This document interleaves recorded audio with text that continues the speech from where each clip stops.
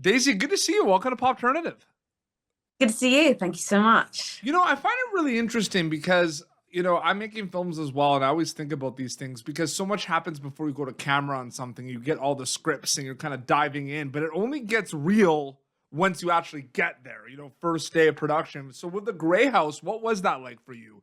Doing as much prep as you can, reading the scripts, but actually getting there and seeing everything come to life. Yeah, getting there. I mean, it was just remarkable. Firstly, meeting all of the cast and envisioning them in their roles. I was just like, it has been cast brilliantly. And it was just an embarrassment of riches to be amongst them.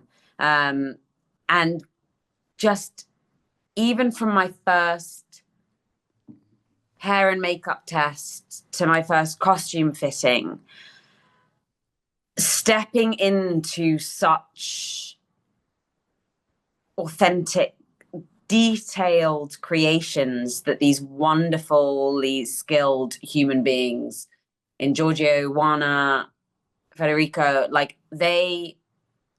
I was blown away. I was truly blown away. And I was just like, you guys have made my job that much easier because I have to pretend less, because I look like the real thing. And just seeing the sets that they built and such skilled, artistic, creative people were attached to this project. And I was just blown away at the world that had been already created before I'd even stepped into it. Absolutely. Perfect segue because you mentioned the world and world building. I mean, you've done this before with, Shadow and Bone, Dungeons and Dragons, going back in time for a role. I find that very interesting because you're thinking of so many things. What's that preparation like for you? And first kind of thoughts with the Grey House going back in time for a role specifically. I mean, the fact that this is inspired by true story, that immediately makes me like, I want to do it even more justice. I want to do all of the characters that I portray justice. But this, especially because they were humans that existed and were seeking freedom in the way that they did. And it is a remarkable piece of kind of unknown history. And so being able to step back in time and garner as much intel as I could about these people and this time that existed in, it was truly remarkable. And I love period drama. I just think I don't know. I was definitely born of a different time. I don't think I should exist in this world that we're currently in. But it just, there's real fun to be had. And I'm so grateful and privileged that my work allows me to time travel in that respect. Absolutely. I just find it, I find that aspect of storytelling just a lot of fun. 100%. I find it very interesting because the life of a storyteller and a content creator, there's so many different steps of the journey. There's before filming something, after filming something, while filming something. While you're filming, I feel like you try not to think about the audience, but it's so interesting these days with so many ways how we watch content, where we can watch content, whether it's on our devices, whether it's just at our home in the movie theaters. Do you find you're thinking about the audience a lot more as a storyteller these days? Like, it's interesting to think about. It's a really good question, and that is really interesting. And I promise I won't take the rest of our interview to think about it. I'm a filmmaker, so I think about these things. You know what I mean? Yeah, no, it's a really interesting concept because you're right. Like, we are finding and watching and seeking out content and experiencing it in so many different ways. Personally, when I'm there creating it, I'm thinking about the audience in as much as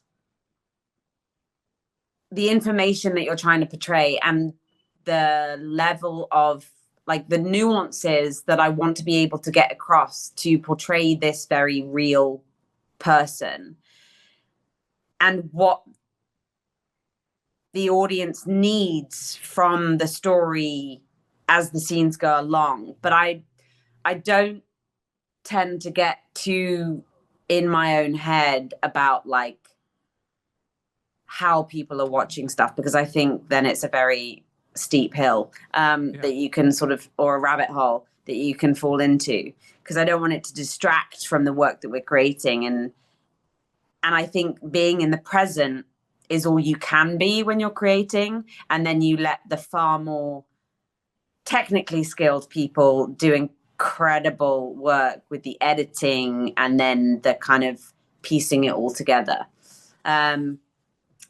So yeah, that's a really good question though, and I definitely do think about it after the fact, and how I've learned how people are watching things sped up to consume content quicker, and I'm just like, oh my gosh, that's just blows my mind.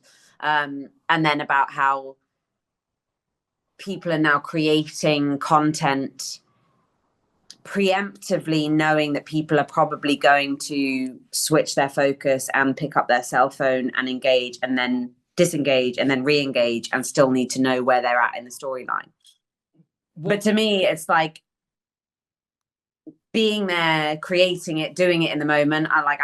I tried to let all of that go, because you can't control any of it. You can't control. Well, I mean, look, I mean, Shadow and Bone, I mean, you know, there's always buzz about things, but you never know. And, you know, the craziest thing is like the instant kind of like worldwide on Netflix across all these time zones. Like that freaks me out. Like when Shadow and Bone first dropped, it's like some people, wherever you were in the world, you would wake up and people have already binged it because they got it in advance. Like, was that crazy for you when Shadow and Bone, like that first week of it coming out, season 1? Yeah, it is crazy, because the level of time, degree of time that it takes to make these series, to have it then consumed in a matter of hours is mind-blowing to me. And I'm just like, it's kind of like I try not to think about it too much, because it's almost like thinking about the Big Bang Theory, or just thinking about the world and the universe and how we're even here. Like that starts to blow my mind. And I'm like, no, all you need to know is that we are here and we're doing what we're doing. Because it's crazy how things now, especially in this digital age, travel so quickly, and things become universal, and it goes from what was ours while we're making it to everyone's. Oh, it was overnight. Shadow and Bone was everyone's. It was insane. Yeah. But that's a beautiful thing, and it's so exciting to be able to be a part of something that is so, you know, universally accessible. The way that content is available worldwide now is a wonderful thing, because I just read a book by Frederick Backman, and he said, art is what we leave of ourselves in other people. And it's so true. And I love being part of a creative process that allows itself to leave its mark on someone, anyone. Yeah. It's a very humbling and privileged thing to be doing. Absolutely. And congratulations on all your success. You were such a fantastic actor and storyteller. Seriously, I really That's so that. kind of you. And I can't wait for people to see The Grey House on Prime Video. Daisy, it was an honor and privilege to speak with you. Thanks so much for your time. I really appreciate it. Likewise. Thank you so much, PT. Absolutely. Thank you. Thank you for tuning in to Popternative. Make sure to check out our past episodes of Popternative on YouTube. This has been an Autograph Communications production.